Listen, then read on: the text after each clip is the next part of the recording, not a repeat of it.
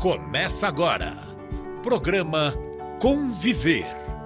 Apresentação: Afonso Moreira Júnior. Boa tarde a você que nos acompanha pela Rede Boa Nova de Rádio, pela TV Mundo Maior, emissoras da Fundação Espírita André Luiz e também pelo nosso portal mundomaior.com.br. Seja bem-vindo ao programa Conviver, inteiramente dedicado ao diálogo interreligioso. E no programa de hoje, eu tenho a grata satisfação de receber, de acolher, de conviver com o padre Ednilson Turozzi de Oliveira, que é pároco e docente de filosofia para a pauta A Igreja Católica e o Judaísmo. Padre Ednilson, o nosso boa tarde, o nosso agradecimento por estar aqui conosco. Sinta-se acolhido, ainda que pelo Zoom, aqui na nossa Fundação Espírita André Luiz. Agradeço pelo convite, pela acolhida e também por esse projeto, Afonso Moreira Júnior. E que bom que temos a oportunidade de conversar, haja vista que o senhor me encontrou na cripta, me viu antes e eu não tive oportunidade de saudá-lo, de cumprimentá-lo. Então, hoje é também a oportunidade de parabenizá-lo por essa iniciativa contínua e que propicia o desenvolvimento e abertura de mente para vermos um mundo maior do que nós mesmos e em movimento. Então, acredito que é uma iniciativa muito simpática e criativa. Eu quero, nesse momento, mais uma vez agradecer ao padre Ednilson pelos momentos de emoção, de alegria, de religiosidade que juntos tivemos a oportunidade de usufruir na cripta da Catedral Metropolitana de São Paulo durante evento de interreligiosidade entre judaicos e a Igreja Católica entre católicos. E vai daí que o senhor foi indicado por muitos que nos assistem para estar conosco aqui durante uma entrevista abordando a Igreja Católica e o judaísmo. Padre Ednilson, nós temos, antes de iniciar, eu quero apresentá-lo aos nossos amigos, aqueles que nos acompanham pela Rede Boa Nova de Rádio, pela TV Mundo Maior, e quero também pelo nosso portal mundomaior.com.br. Nosso programa está sendo gravado, então nós não temos uma intervenção direta online dos telespectadores e ouvintes, mas o padre Ednilson está aqui por sugestões recebidas por intermédio do nosso e-mail, afonsomoreirajunior@gmail.com. Peço à produção para colocar o nosso e-mail, afonsomoreirajunior@gmail.com.br. Por intermédio do nosso e-mail, você pode sugerir quem você gostaria que estivesse aqui sendo entrevistado, fazer críticas, sugestões ao nosso programa, tudo é bem-vindo. Nós queremos conviver com aqueles que nos prestigiam com a sua audiência. Mande as suas perguntas, os seus questionamentos, e na medida do possível, nós vamos trazer aqueles que forem indicados para serem entrevistados. Eu quero, mais um minutinho, me dirigir a Maria Cláudia de Campinas, que nos acompanha com assiduidade. Ela está reclamando que já faz muito tempo que sugeriu o programa sobre a santeria e que não recebeu resposta. Bom, Maria Cláudia, se perdoe, mas a santeria está na pauta do programa, porém, até esse instante, nós não conseguimos agendar com o representante religioso da santeria devido à distância, mas está na pauta e nós vamos te atender. Aguarde um pouquinho. O Juraci de Dourados também mandou pergunta ao padre Ednilson, outras perguntas que nós vamos colocar aí no andar da carruagem.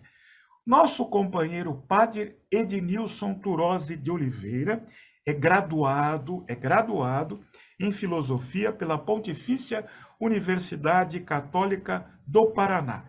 Ele tem mestrado em teologia pela Catholic Theological Union de Chicago, nos Estados Unidos.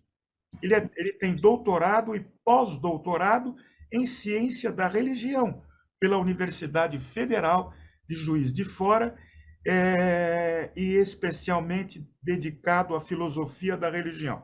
Atuou na Congregação dos Missionários Xaverianos, na área de diálogo interreligioso durante a Madhya Masiraka Diálogo Antara Agama, Sociedade para o Diálogo Interreligioso, com sede em Jakarta, na Indonésia. Foi bolsista da FAPEMIG sob orientação do professor Dr. Luiz Henrique Dreyer. Atuou como docente e vigário em Curitiba, no Paraná, e como pároco e formador em São José dos Pinhais, também no Paraná. No momento, desde 2015, ele atua como pároco da Paróquia Santa Luzia e é docente da Unifal, Fundasp e do Seminário Arquidiocesano do Propedêutico na Arquidiocese de São Paulo. Mais informações nós temos, este currículo vasto do nosso convidado, mas nós já vamos aqui à primeira pergunta. Padre Ednilson, como a Igreja Católica enxerga a questão de muitos judeus estarem considerando Jesus como seu verdadeiro Messias? Bom, nós teríamos de pesquisar quais são, quantos são esses judeus, mas eu acredito que, da parte católica, pelo menos em documentos, até mesmo antes do Vaticano II, ou mesmo no tão famoso Vaticano II, vamos estabelecer uma data em 1965, com o documento sobre a nossa época, intitulado Nostra Aetate.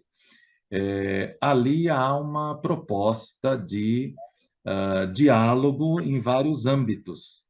E eu acredito que, embora possa haver alguns que estejam desenvolvendo uma visão diferente sobre a pessoa para os católicos, né, o Filho de Deus, Jesus Cristo, muitos judeus se mantêm fiéis à sua tradição, acredito que a grande maioria. E na sua tradição, Deus é altíssimo, santo, é uma transcendência pura, não é? Essa é, digamos assim, do ponto de vista católico, uma maneira de interpretar.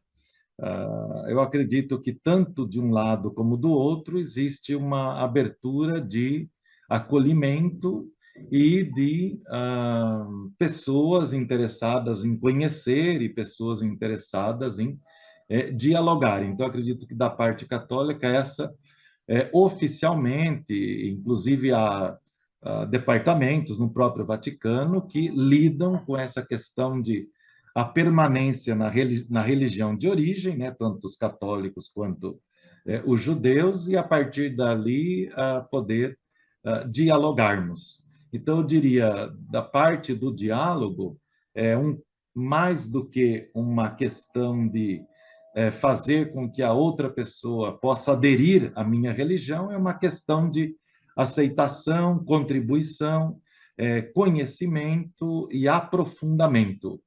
E algo assim que, pelo menos, eu sou o último a chegar na questão do diálogo católico-judaico em São Paulo, né? O processo, a caminhada vem de longe. O que eu gostaria de enfatizar, assim, pelo menos na minha experiência, é uma vivência dessas tradições contribuindo juntas, não é? Então, eu acredito que não há um interesse assim da parte católica, pelo menos no âmbito de quando estamos em diálogo, de que haja convertidos, não é, Afonso Moreira? Eu acho que, da nossa parte, é um diálogo genuíno que cada vez mais é fortalecido. Eu acredito que, para poder esclarecer assim essa posição, existem trabalhos muito bem elaborados. Eu tenho 3 aqui atrás de mim, que eu até estou lendo. Um que o Cônego Bison dele participou, que eu sou suplente do Cônego Bison. Esse é um trabalho muito bom, diálogo interreligioso. A última parte, que eu também estou aprofundando lendo, é dedicada O título é assim: Documentos para o Diálogo Católico-Judaico. Então, assim, eu acredito que a vivência é muito importante, mas se interessarem em pesquisar, eu acredito que essa última parte está esclarecedora no âmbito de uma prática e de uma vivência, como as pessoas que participaram mesmo do diálogo na cripta puderam presenciar. Existem diferenças, então no diálogo acho que a gente tem que estar sempre preparado a concordar em discordar, porque há interpretações, visões diferentes, mas a vivência ela está disposta a ver na pessoa do outro uma pessoa com a qual a gente possa dialogar. E essa experiência ela é construída há décadas, né? Eu me lembro, o Cônego Bison, por exemplo, acho que está né, atuando nessa área há mais de 30 anos, aqui na Arquidiocese de São Paulo, na cidade de São Paulo. Então, é algo que se constrói, o respeito mútuo, o conhecimento das tradições, e cada um de nós, cada uma, porque há homens e mulheres participando, nós pertencemos a comunidades, não é, Afonso Moreira? Então, as comunidades às quais nós pertencemos, nós temos várias ações, vários movimentos, várias práticas já nessas comunidades. Então, quando a gente deixa nossas comunidades para dialogar, então a gente já vai preparado com uma atitude de olhar para o outro, olhar para a outra, como alguém que está disposto a aprender, a conhecer, a aprofundar. E cada pessoa tem o seu caminho de aprendizagem, Afonso Moreira. Eu acredito que o meu, depois de tantas, digamos, décadas, né, aprofundando e me dedicando e vivenciando, até mesmo na Indonésia, eu, por exemplo, trago um pouco da questão da arte. Então, foi a primeira vez que eu executei peças no violão para um rabino, por exemplo, o rabino Urilam.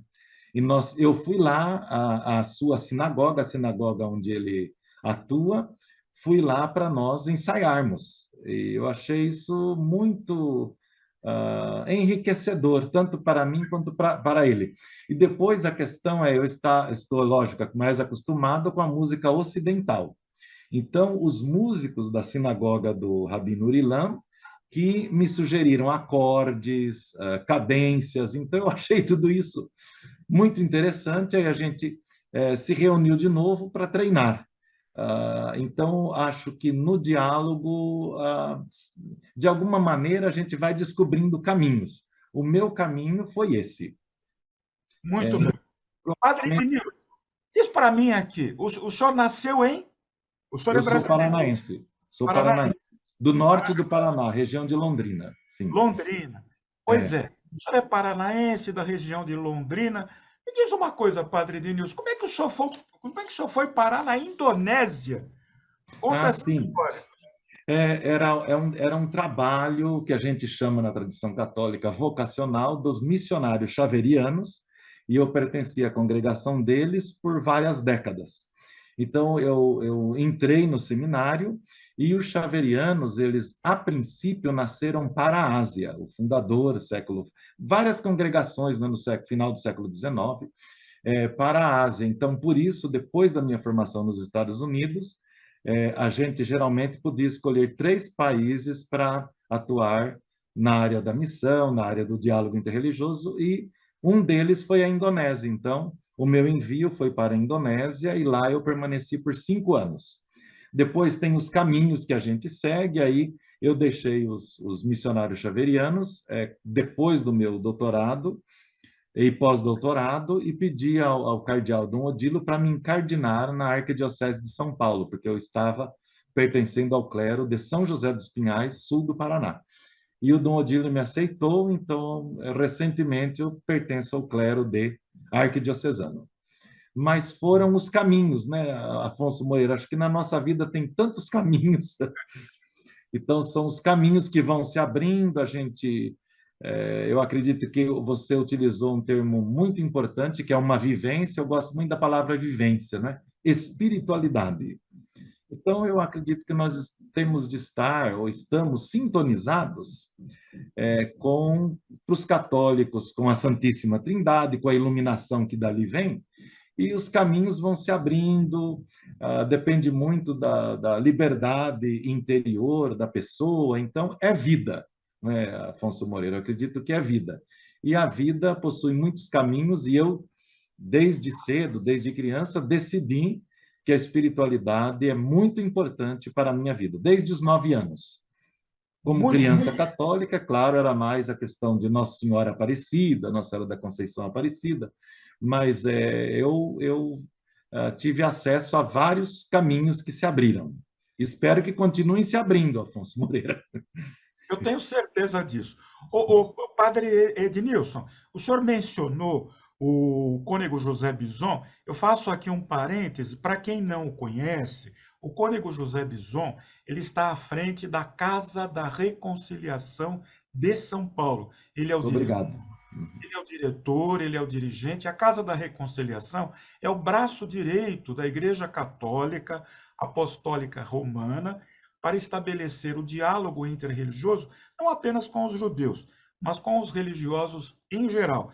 E nós mesmos temos sido privilegiados com convites para estar presente em muitos eventos, onde nós aprendemos bastante a conviver com os nossos irmãos católicos, protestantes, muçulmanos, evangélicos, de religião oriental, e tendo uma. Afro-brasileiras também, afro-brasileiras, vários, sim. Bem lembrado, Afro-Brasil, do Candomblé, da Uhum. Umbanda, e de outras religiões de matriz africana. Mas agora nós vamos aqui abordar essa questão do diálogo. A gente sabe que a Igreja Católica e o judaísmo, eles são crenças e, portanto, estanques.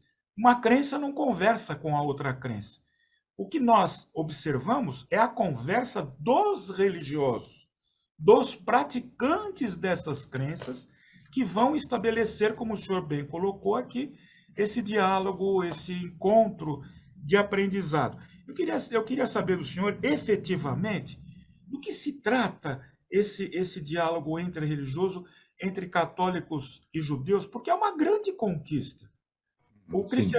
cristianismo nasceu do judaísmo, Uhum, é, sim. é considerado uma seita dissidente do judaísmo, e nesse sentido, eu acho que é muito válido, muito importante, que o senhor fale um pouquinho dos motivos, da motivação e dos resultados práticos, isso é importante, deste diálogo tão bonito que eu tive a oportunidade de participar na cripta da Catedral Metropolitana de São Paulo recentemente. Uhum. Ali eu acredito que o cônego José Bison faria algo melhor do que eu, Afonso Moreira. Eu acredito assim, tendo sido o último a chegar, é claro que desde os primórdios do cristianismo, se a gente for pesquisar a história da filosofia patrística, por exemplo, ou mesmo no tempo apostólico, sempre houve comunidades cristãs e comunidades judaicas, ou convivendo juntas, ou com compreensões ou incompreensões. Então, eu acredito que já no período apostólico, mesmo São Paulo apóstolo, não é? Conhecedor, muitos apóstolos conhecedores da tradição do judaísmo, porque Cristo era judeu, dessa tradição religiosa. Há, sim, incompreensões e há dificuldades, e eu acredito que uma delas, inclusive esse documento que eu citei, que é a parte número 4, em que há esse estudo, né? Por exemplo, a tradução da Bíblia, interpretações da Bíblia e todos esses detalhes, mesmo as visões sobre a liturgia. Então, há diferenças que estão presentes e elas são reais. Então, diante de uma realidade histórica, houve também a dificuldade, mesmo com o cristianismo, com o catolicismo, no tempo da Segunda Guerra Mundial, E, historicamente, eu acredito que a Igreja Católica precisava rever suas posições. E o Vaticano II, esse concílio, mas antes também, mesmo as Irmãs de Sion, os padres de Sion, essa congregação que se dedica ao diálogo com católico-judaico, já havia pavimentado o caminho para um diálogo aprofundado. Mesmo alguns judeus, como Heschel, o Alexandre, o doutor Alexandre, preparou uma conferência sobre o diálogo e a contribuição de alguns judeus para os próprios católicos. Agora, eu acredito que um dos marcos inegáveis para a prática e para a convivência foi, sim, o Nostra Aetate, nossa época. O marco, o Concílio Vaticano II. Efetivamente, o que eu observo, Afonso Moreira, especialmente em realidades urbanas, como as nossas, são centros, como a Casa da Reconciliação, que catalisam e continuam pavimentando caminhos de diálogos e de vivências e convivências, e isso tudo é muito importante. Então, criaram-se grupos, possibilitaram-se convivências, possibilitaram-se estudos, então nós temos vários níveis. Quando nós falamos do nível, por exemplo, de departamento no Vaticano, eles se encontram, se reúnem para a produção de documentos em que se reconhecem as diferenças, mas também os pontos comuns. Então, esse é um nível, eu diria, um outro nível. O nível, por exemplo, que nós experimentamos na cripta, foi nesse ano ainda, foi o nível da convivência, o nível prático. Então, eu acredito que, pelo exercício próprio da participação de algumas figuras do judaísmo, abertas ao diálogo, algumas pessoas, e também do catolicismo, possibilitou a criação de espaços de diálogo, e eu espero que esses passos tendem a aumentarem, esses passos, e a contar com mais adesões. E é importante frisar assim que é algo contínuo e algo aprofundado, mas que leva muito tempo. Olha, hoje, desde manhã, nós estamos decidindo sobre a próxima reunião da Comissão do Diálogo Católico-Judaico. Data, horário. Então, desde manhã nós estamos decidindo sobre isso. Mas o próprio fato de haver um espaço na capital onde podemos fazer isso é fruto de um caminho que foi pavimentado há décadas. E que, como marco, assim, eu acredito que para o acesso geral ao público, sem dúvida, foi Nostra Aetate, ou seja, a nova fase da visão e da prática da Igreja Católica no âmbito do apoio ao diálogo católico-judaico. Então, nós temos muitos níveis, Moreira. Eu acredito que eu, pelo menos, estou no nível da vivência, no nível da prática, mas isso tudo é fruto de um trabalho de décadas e de muitas pessoas, fruto do cardeal e arcebispo Dom Paulo Evaristo Arns, Sobel, Rabino Sobel, tantos rabinos, tantas pessoas. Então, eu sou o último a chegar e estou colhendo os frutos. Então, como marco histórico, eu acredito que é inesquecível toda a pavimentação desse caminho pré-Vaticano II, 1963, 1965, e pós-Vaticano II. E esse documento, Nostra Aetate. Aí eu não quero transformar num curso aqui, não é, Afonso Moreira? Então, eu só cito, direciono, porque eu acredito que o que, pelo menos, você me disse que estava... Posso chamar de você, não é, Afonso? Posso? Por favor, por favor. Esperando seria, assim, de alguém que vive o diálogo, assim, de coração para coração. Então, É o seu caso. É o caso do senhor. Eu poderia, sim, talvez, estabelecer uma lecture, não é, histórica, uma conferência, mas eu estou me condicionando a um apoio de que qualquer pessoa pode aprender a conviver. Nós estamos Eu acho isso importante. Nós estamos convivendo aqui, como bem o senhor lembrou, com o padre Ednilson Turosi de Oliveira, que é pároco e docente de filosofia na Igreja Católica Apostólica Romana, para a pauta a Igreja Católica e o Judaísmo. Padre Ednilson, as perguntas vão chegando, algumas delas podem parecer muito simplórias ao senhor, mas é importante que o senhor, com a sua cordialidade, com a sua sabedoria, atenda àqueles que nos acompanham todas as semanas e que querem espaço para serem esclarecidos. Temos mais uma questão aqui que diz assim: temos visto na igreja muitos discursos marxistas por parte de religiosos da alta cúpula. Porém, a base dialética do marxismo é o total materialismo e a completa ausência da figura de Deus e de qualquer tipo de crença na divindade. Não seria um ato anticristo permitir que os materialistas marxistas sejam propalados dentro do ambiente cristão? A pessoa que perguntou tem conhecimento da filosofia. É claro que, dentro do hegelianismo, a vertente marxista bebeu dali, mas criou, eu diria que algo original, do ponto de vista histórico, do ponto de vista sociológico, que não são minhas disciplinas. A contribuição da corrente marxista foi e continua sendo relevante, e há uma preocupação aí nessa pergunta que eu acredito que seja justa. Quando nós tomamos emprestado algo que vem da filosofia, e na história da filosofia patrística, como marco histórico, diria assim, do século I ao século VIII, para incluir São João Damasceno, houve muito esse parâmetro de adotar conceitos, categorias da filosofia, então, daquela época.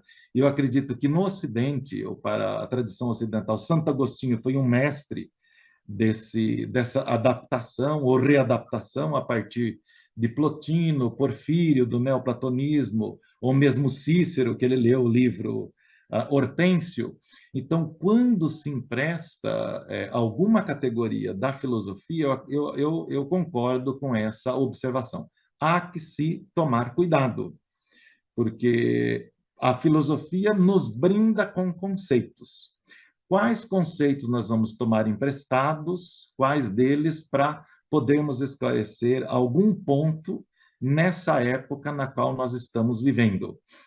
E então pode ser que algum empréstimo tenha sido talvez menos equilibrado, porém eu não diria assim que algumas autoridades ou alguns líderes católicos adotam as categorias marxistas do materialismo histórico, infraestrutura, superestrutura, algumas categorias, para analisar a religião de maneira exclusiva, talvez alguma mediação.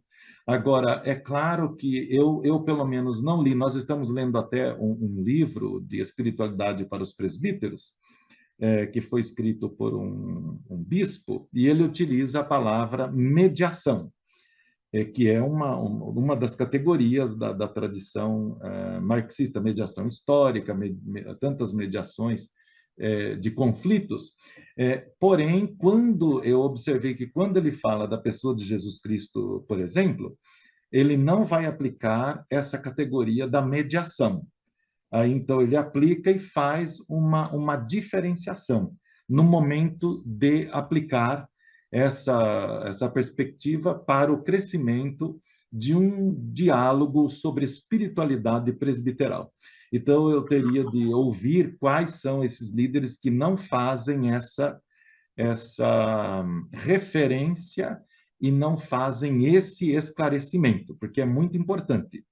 Agora, eu admiro a exatidão dos comentários e, ao mesmo tempo, os perigos de, sem uma reflexão mais aprofundada, simplesmente tomar emprestado algum princípio, ou tomar emprestada alguma categoria, ou emprestado algum brinde que a filosofia, com suas inúmeras correntes, ela nos oferece. Há que se fazer uma ponderação, e algo que, numa das apresentações que foi do rabino José Amarante e a minha, durante a pandemia, foi como a palavra de Deus nos devolve o equilíbrio. Eu acredito que o equilíbrio, a sabedoria, não são palavras assim que são adereços. Elas são palavras que expressam uma realidade, uma busca. Então, mesmo com a liberdade de tomar emprestado algo que vem da filosofia, o equilíbrio e a sabedoria ainda são válidos nessa abordagem.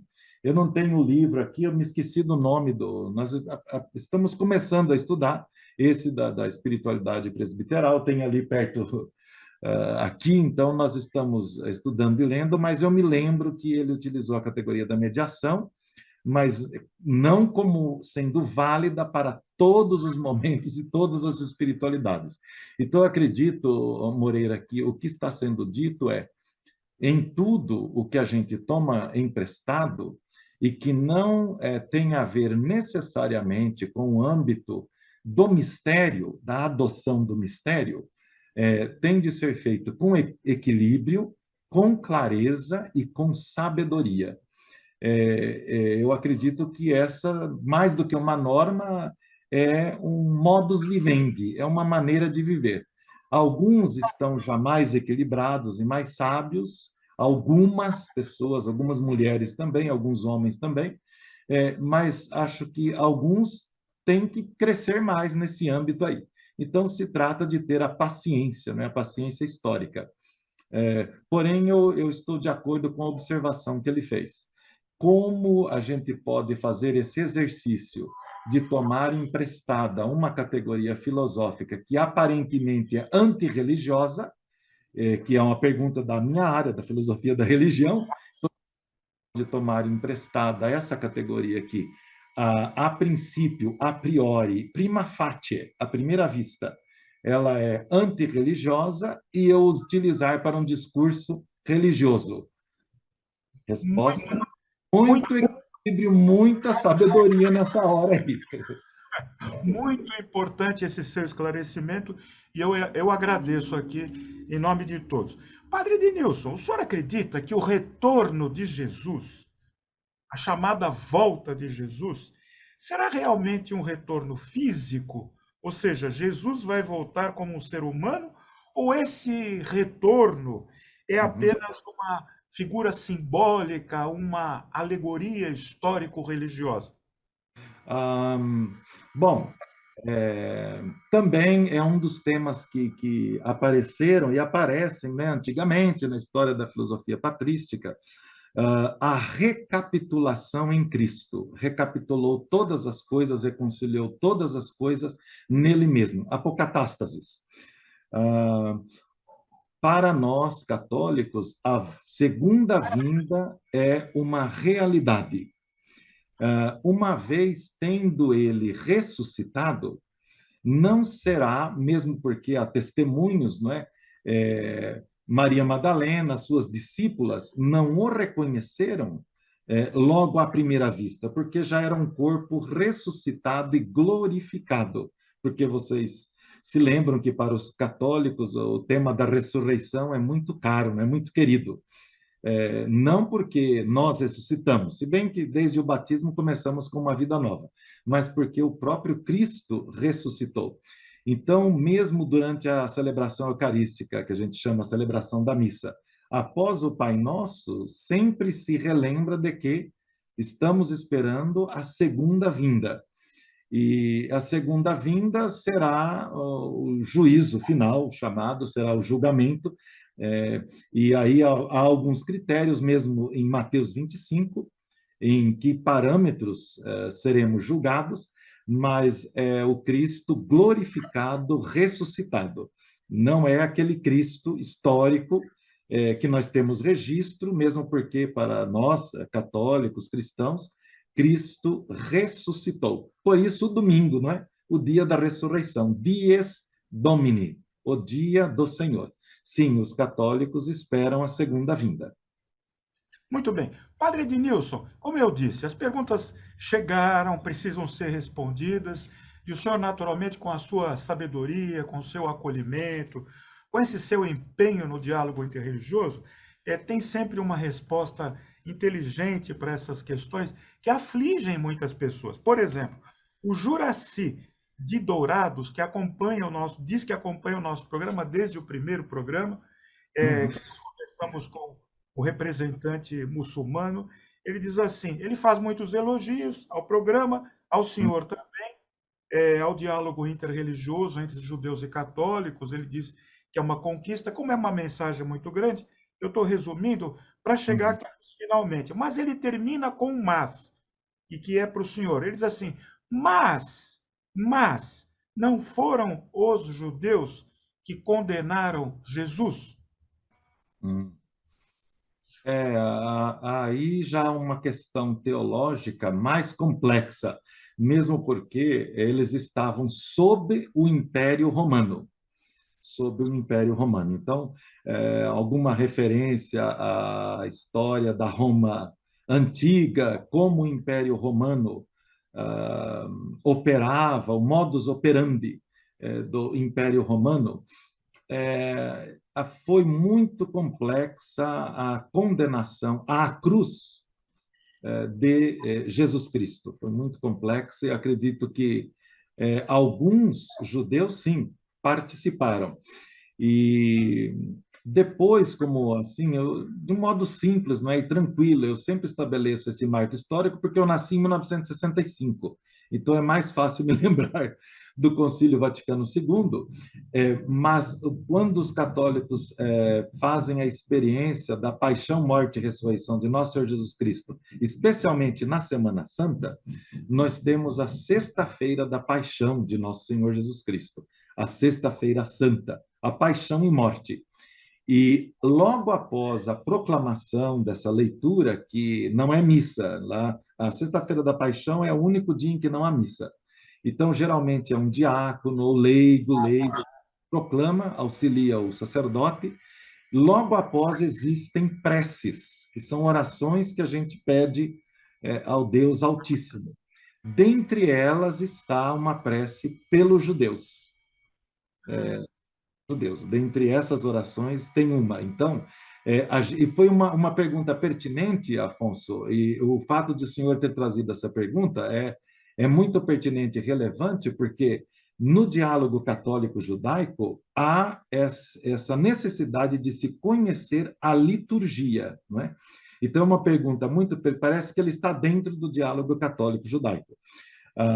Pentecostes também tem algo similar, entre a tradição católica e judaica, pelo fato de ser 50 dias, e a gente vai aos poucos descobrindo, revelando, então a liturgia, embora sejam as liturgias diferentes, elas entram sim como experiência vivente dentro do âmbito do diálogo católico-judaico.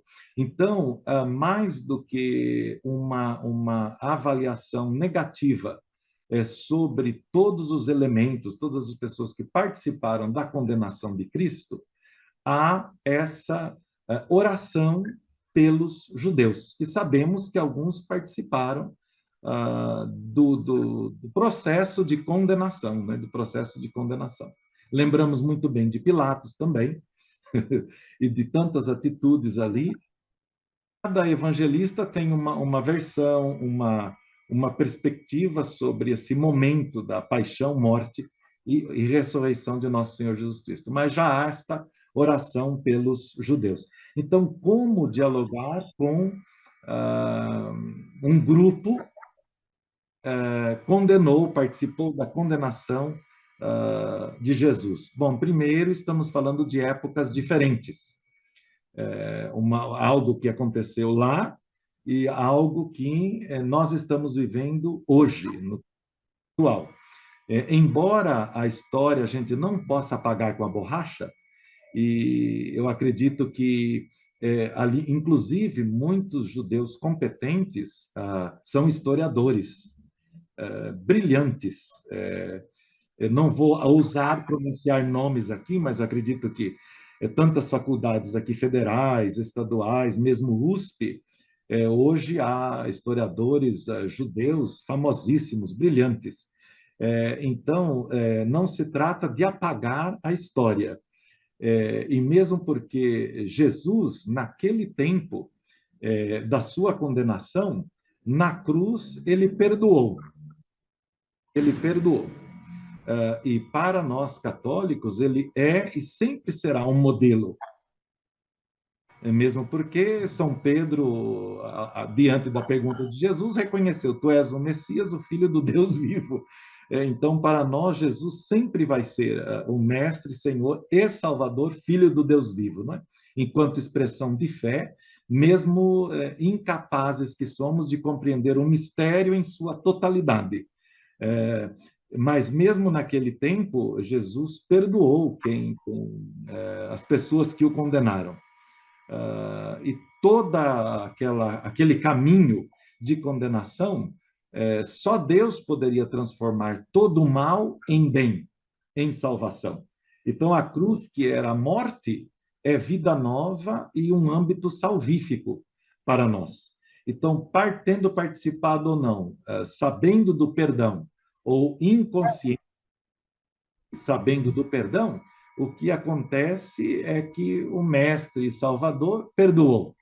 E só Deus, para nós católicos, tem esse poder de, do mal, tirar o bem. Não é? Então, eu acredito que mais do que frisar algo que aconteceu no passado e cristalizá-lo ali, o ser humano muda. Eu espero que o ser humano consiga um estágio de tranquilidade, de paz interior, em que nós podemos rever história e liturgicamente a igreja, como eu partilhei com você, Afonso, fez essa revisão. Então, toda sexta-feira da Paixão nós rezamos pelos judeus. Com os judeus, né? Não só pelo e para, mas com, porque os judeus também rezam, né? Com os judeus. No programa Conviver de hoje, nós tivemos a grata satisfação de conviver com o padre Ednilson Turozzi de Oliveira, da Igreja Católica Apostólica Romana, ele que é pároco e docente de filosofia, empenhado no diálogo católico-judaico, ele com tanto trabalho, com tanta dedicação nesse sentido.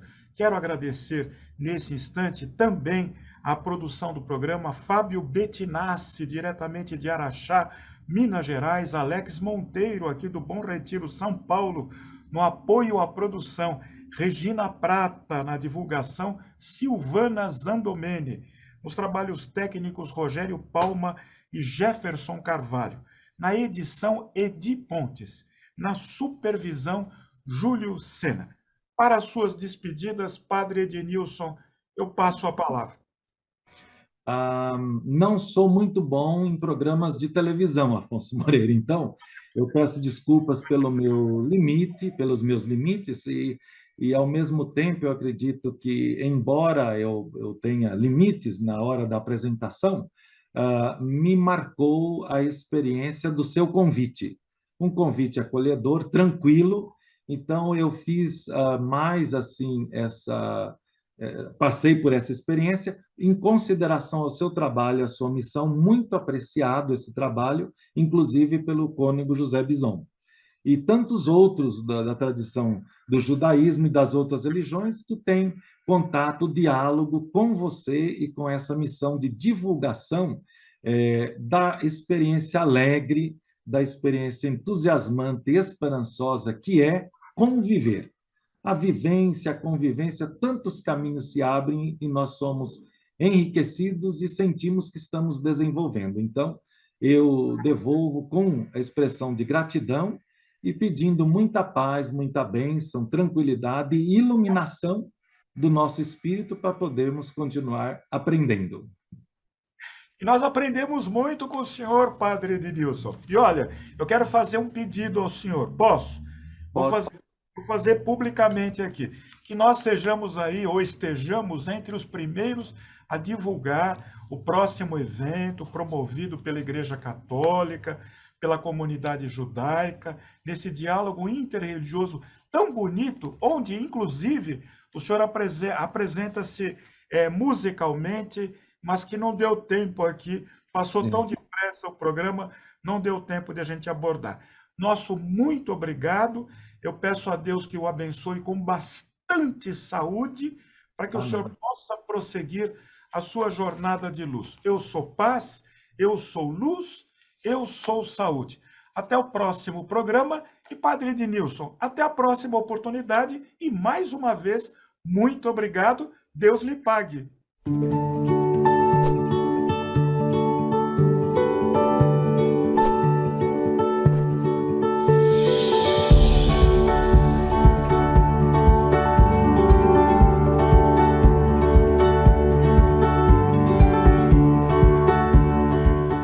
Você acompanhou programa Conviver.